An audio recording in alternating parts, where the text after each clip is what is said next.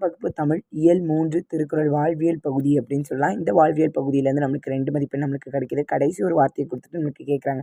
நம்ம படிச்சுமே மறக்குது. அப்போ படிக்காமல் போகிறது எவ்வளோ பெரிய தப்பு? கண்டிப்பாக அது பெரிய தப்பு தான். இதில் மார்க் போயிடுச்சு அப்படின்னா கண்டிப்பாக எங்கேயாவது மார்க்கை நம்மளுக்கு ரவுண்ட் பண்ணி வைப்பாங்க. ஸோ அதனால் அந்த தப்பு பண்ணாமல் இருக்கணும் அப்படின்னா கண்டிப்பாக இந்த திருக்குறளை டெய்லி ஒன்று படிங்க. அதுதான் நாளும் கற்போம் வள்ளுவோம்.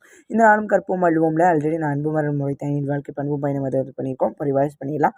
இப்போ புதுசு பார்க்க போகிறோம். செய்யாமல் செய்த உதவிக்கு வையகமும் வானகமும் ஆற்றல் அளித்தது.